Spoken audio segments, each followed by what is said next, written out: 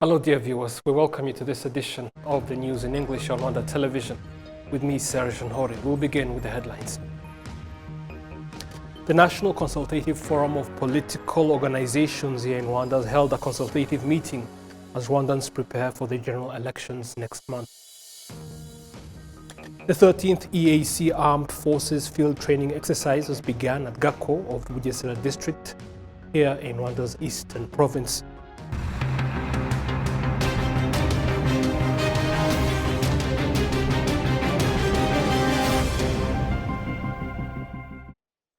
Now the details. I'm glad you're able to join us. As we begin this edition of the news, let us inform you that on Thursday afternoon at Village Rugwiro, President Paul Kagame received the outgoing Russian ambassador to Rwanda, His Excellency Karen Chalyan, for a farewell meeting as he concludes his tour of duty. The ambassador came to Rwanda back in 2018, and both countries have long-standing bilateral relations with extensive cooperation in sectors like education, technology, energy, and more. Now, as political analysts and experts have been noting, the recent cabinet reshuffle is a basis of leadership and aim that President Paul Kagame is willing to lead Rwandans into the future with. The reshuffle was made on Wednesday night as Rwandans are only a month away or so before participating in the presidential and parliamentary elections. Prince Manzi with more. It is only a month away for Rwandans to take part in the presidential and parliamentary elections. The 7 years government NST1 program as well, it is coming to the end. According to Charles Murigande, a political analyst, the government reshuffle in such a time comes as a plan of the country to fasten the achievement of its goals and in a shorter time. I think the reshuffle always happens for the same objective. Whenever the president proceeds with a reshuffle, he has as ultimate goal to make the cabinet more efficient and more productive. I think that is the very reason that always causes reshuffle. Newly appointed ministers include of finance and economic planning named Yusuf Murangwa, who was until Wednesday the Director General of the National Institute of Statistics of Rwanda. To Michael Hyaka, an economic expert, Mr. Yusuf's experience in the National Institute of Statistics of Rwanda will be instrumental in achieving the expected economic transformation of the country. When we talk about NST1, he was a man who has been really implementing this and also, of course, working with the ecosystem, not only one person ecosystem, but he understands the concept of NST1. He understands the concept of NS2. So I believe that when we talk about the Vision 2050, we need young people. We need people who are very, very energetic to move forward and push everything to happen as soon as possible. So when you talk about Vision 2050, that we need at least each citizen to have 14,000 USD. That means we need to have people who really understand the concept of that people, the people who understand the citizen, the people who understand the money, the people who have numbers. So those people will help us to push so that we can achieve our GDP and also achieve the Vision 2050. The Ministry of Foreign Affairs and International Cooperation was also given Olivier Nduhungirehe as the minister.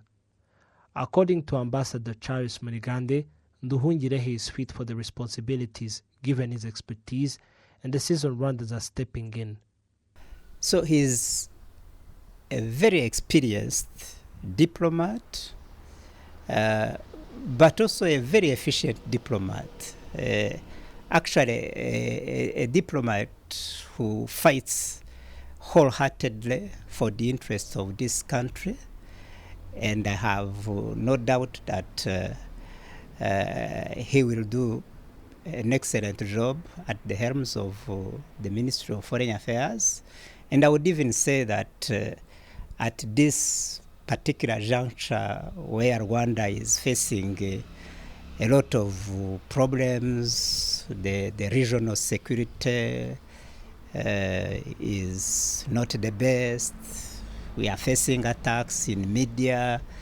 We needed a fighter like him, and to me, I think the president has made an excellent choice. The Minister of Finance and Economic Planning, Yusuf Murangwa, is replacing Dr. Uzien Ndagijimana. Olivier Nduhungirehe is replacing Dr. Vincent Biruta, who was appointed the Minister of Interior. Both ministers are from the same political party, PSD. In the Wednesday government reshuffle also, Dr. Valentino Amaria was appointed Minister of Environment from being the Minister of Public Service and Labour. Dr. Jean d'Arc Moja Amaria was appointed the Minister of Public Service and Labour. Thank you, Prince Manzi, for that report. The National Consultative Forum of Political Organizations has held a meeting here in Kigali discussing the preparations for the presidential and parliamentary elections that will be taking place in the coming month of July. We have the details with Ketia Ineza. As members of different political parties of the National Consultative of Political Organization, NFPO, gathered, they emphasized on participating in approaching their own candidates for presidential and parliamentary campaigns. They will work on providing guidance and training for their candidates with the right conduct during the elections. They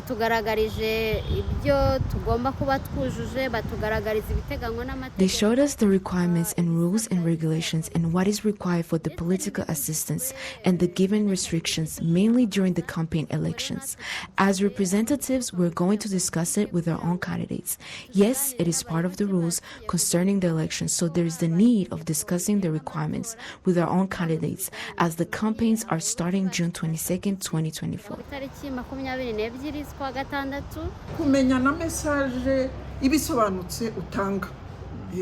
To know and provide an understandable message is a hard task because with many words given, what am I going to say? Without saying much and conducting an effective campaign for either presidential and as well parliamentarians and where we belong and even in the women category. What's the special thing about that woman if she's campaigning in the West so that she will be voted in those 24 women's seats in the parliament? The forum spokesperson Mukama Abbas stated that the meeting with the members of the National Consultative of Political Organization, NFPO, was very much needed. The forum contains candidates, including the presidential and parliamentary candidates, which means we should discuss the National Electoral Commission requirements and the restrictions so as we as politicians can conduct ourselves well and be an example through our actions. Every political party will be having observers and paying attention to their actions during the elections.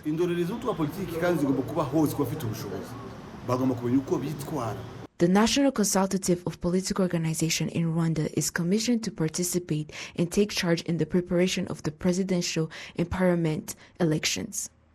The National Electoral Commission requested the voters to collect the voting list. It means a lot. It means a lot in terms of an inclusive electoral process. You know, when we talk about elections, this is a political activity. And if it is a political activity, politicians through political parties, through this forum, must play an active role in terms of preparations, but also knowing exactly their role, but also their conduct, so that they understand the do's and the don'ts, but also understand that this is an activity that they have the responsibility to make sure that it is smooth, it is conducted in accordance with the law. So to us in the Electoral Commission, as we are doing with the other categories of Rwandans, we think we should include as many people as possible. And when it comes to political parties, when it comes to politicians, it is very, very important that they understand what's happening, what's being done, what remains to be done, and what is expected of them, especially as we go to electoral campaigns that's coming the next two weeks. So we think in the National Electoral Commission, we needed this meeting to make sure that we go together with these politicians to make sure that as Rwandans, irrespective of where you come from, whether political parties or not political parties, we are together in the process and have got the responsibility to make sure that at the end of the day, we've got a successful and peaceful election. The presidential elections and parliaments will be occurring July 15, 2024, and the campaign will be June 22, 2024. The National Consultative of Political Organizations stated that this coming Friday they will announce the final list of the candidates running for the presidential and parliamentary positions. Ineza Ketia, RTV News. Thank you, Ketia. Now, Rwanda's Minister of Defense, Juvenal Mariza Munda, has stressed that regional cooperation in addressing security challenges is essential for advancing development in all arenas. This was reiterated at the opening of the EAC Armed Forces training exercise known as Ushirikiano Imara, taking place here in Rwanda. Adam Squizera with more. This exercise brought together 4 military and police contingents from Rwanda, Uganda, Tanzania and Kenya, as well as the civilian components as part of this East African Community Armed Force training exercise. Major General Andrew Kagame, the instructor of this exercise, emphasized that the Army's commitment to restoring peace and security in the East African region will be a primary focus during the 2-week training. So we are coming in with capacities and resources to deal with that issue. To deal with issues of humanitarian problems that has actually happened in this country. We are also coming in with the capabilities to deal with the pirates in the Kivu Ocean. So Kivu Ocean is actually an imaginary ocean. You know, it is a lake, but we have actually made it imaginary ocean so they can be able to deal with the pirates. So we are coming in with those capabilities. But also in the framework of integrated mission. This one is a multidimensional mission whereby you have the police component, the military component, and the civilian component. So with all those components, then we are able to deal with the issues. The representative of the EAC Secretary General highlighted that cooperation between countries is crucial for implementing programs aimed at improving the welfare of the people, boosting economy, and building a stable security system in the East African region. On the pillars of the integration, namely customs union, common market, monetary union, and political federation since the establishment of our community. This is the result of the strong commitment to the ideals of our community, integrations and agenda, and a clear understanding of the shared benefits that come with working together. The Army Chief of Staff, Major General Vincent Nyakarundi, explained to the participants of this exercise that promoting peace and security in the region requires a unified approach among EAC member countries.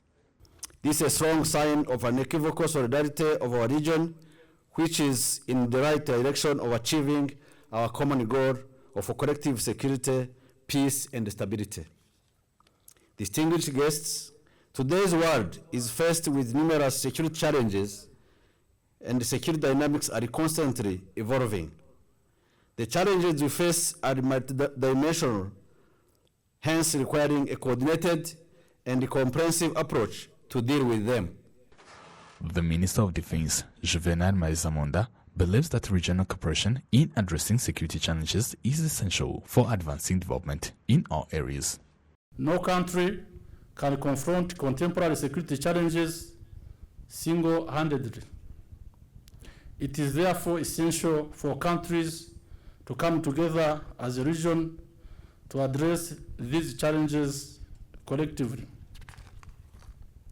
Working collaboratively on security issues not only strengthens regional integration, but also paves the way for a more secure and prosperous future for all. By coming together as a region to confront security threats, partner states can build on a foundation of peace and stability that is essential for sustainable development. 4 military contents from Rwanda, Uganda, Tanzania and Kenya are the ones who convened for the 13th EAC Armed Forces training exercise happening here in Gako, Bugesera. Adam Squizera reporting in Bugesera, Gako for RTV News. Thank you, Adams. Now, the management of the Rwanda Atomic Energy Board has stated that the institution is looking into ways such energy can be used in medicine. This is why on Thursday, hospital representatives and various other health sector stakeholders discussed on how such energy can improve medical services. Sandra Ishimwe has more. Have to look at the documents. On Thursday, representatives from different health sectors and medical experts from various hospitals specializing in cancer treatment were informed about the role of nuclear energy in medical advancement, particularly in cancer treatment. Between 5,000 and 7,000 patients nationwide are monitored for cancer each year, including those treated at the new Cancer Hospital Vitaro. Dr. Nesent Tawimana, a doctor in charge of cancer patients at the Hospital Vitaro, spoke about the benefit of radiation energy. So for those different cancers, we always need hematological and solid cancers. Just for accurate staging or diagnosis, we always need nuclear medicine. For example, when you have lungs regions which are very, very small, it's difficult to make to sample to take tissue in lungs. But when you have nuclear medicine, it's very easy to make sure that you have lung mets. Even in general medicine, sometimes you need that technology to treat some stenting, for example, in cardiology, to make sure if you, when you have pathology, cardiology, respiratory, and GI, other general medicine, not cancer, sometimes you use those nuclear medicine just to make sure to make diagnosis. Dr. Fidel Ndahayo, the Director General of the Rwanda Atomic Energy Board, mentioned that there is a planned establishment of a nuclear science and technology center aimed at finding solutions to various sectoral issues, including healthcare. This center, to be built in Bugesera district at an initial cost of near $1 billion, will focus on the diagnosis and treatment of cancer using modern nuclear technologies. A nuclear medicine center that you are thinking of will have a unit that produces radiopharmaceuticals that are needed for treatment or diagnostics. And then we will have another traditional nuclear medicine center that receive the patient, treat them. So those two units will make the nuclear medicine center we are thinking of. There is an option of just keeping the production of radiopharmaceutical within the center and then relocate the nuclear medicine center that receive patients in one of the hospitals or in each hospital. But then we will be able to supply the consumables to those centers. And not only the consumables, but we also can ensure that we have the human resources skills needed to operate and maintain those equipment in different hospitals. Other focuses of this center will include agriculture and various research initiatives to address the country's challenges. The Rwanda Atomic Energy Board was established by Presidential Decree number 127/01 of December 3, 2020, and published in the Special Government Gazette issued the following day on December 4, 2020. Ishimi Sandra, RTV News. Thank you, Sandra. Now, experts in education, security, and child protection stress the urgent need for collaborative efforts to protect education in Africa, highlighting this as crucial for ensuring peace and security for all children, given the devastating impact of wars and terrorist activities on education. This was a key focus in discussions organized on Thursday by the Dallaire Institute to celebrate the Day of the African Child. Olim Nete with more. The discussions organized by the Dallaire Institute focused on protecting education from attacks, highlighting its crucial role in securing peace and security for children in Africa. Wars and terrorist activities frequently disrupt educational activities, with many children being abducted and forced into armed groups, depriving them of their right to education. Notably, more than 13,000 schools have been closed in West and Central Africa due to insecurity. Experts in the education sector, security and children's rights, stressed the urgency of this issue. Between 2015 and 2019, over 11,000 attacks on schools were recorded globally, impacting more than 22,000 students and teachers across 93 countries. Robert Doyananima, a member of the African Committee of Experts on the Rights and Welfare of the Child, underscores the importance of collaborative efforts to promote and protect the rights of children affected by armed conflicts. The child who needs the best that humanity can give, and this includes a holistic model of education. This cannot be achieved if the child, from a minimalist view, will go to school under the fear that the same school will be attacked, under the fear that his teacher might be attacked, under the fear that he might not have the day at school, under the fear that he might be abducted, under the fear that if these negative perceptions are not nipped from the structural perspectives that embody our peaceful communities. As humanity, we are not only part of the solution, but we are the solution. And the current challenges to education are a reflection of the fact that we ought to do a lot, since a better future lies with our children. Major General retired Ferdinand Safari, the director of the Dallaire Institute Africa Center of Excellence, points out that education is not only a human right, but also a cornerstone to sustainable development and lasting peace and security. He emphasizes that protecting education from attacks is not just about preserving the right to education, rather, it's a step towards strengthening the sustainable development of Africa. Protecting education from attack is not just about preserving the right to learn. It is about securing a peaceful future for all children in Africa. As we commemorate the Day of the African Child, let us renew our commitment to this cause and work collectively to ensure that every child has access to safe and quality education. General retired James Kabarebe, Minister of State of Foreign Affairs in charge of regional cooperation, reiterates Rwanda's commitment to protecting children's rights. He emphasizes the need for cooperation to find sustainable solutions to the issues hindering children's access to education, as many African countries continue to face wars and conflicts. Rwanda has made significant progress in protecting children's rights within and beyond our borders. Our political commitments include national policies and frameworks that place children at the center of our development agendas. It also includes being signatories to key international legal instruments such as the Kigali Principles on the Protection of Civilians. Most recently, Rwanda endorsed the Safe Schools Declaration, an agreement that strengthens the protection of education facilities from attack during armed conflict and restricts the use of schools and universities for military purposes. Despite efforts to protect children from violence, wars and conflicts in Africa remain significant drivers of grave violations against children and with devastating consequences on their lives.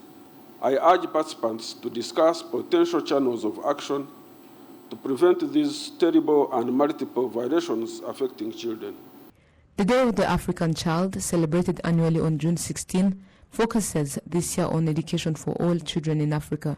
Statistics reveal that more than 240 million children and adolescents worldwide have had their education disrupted due to war and violent conflict. Experts on the rights and welfare of children emphasize the importance of addressing these issues to ensure sustainable education for all. Olive Nete, RTV News.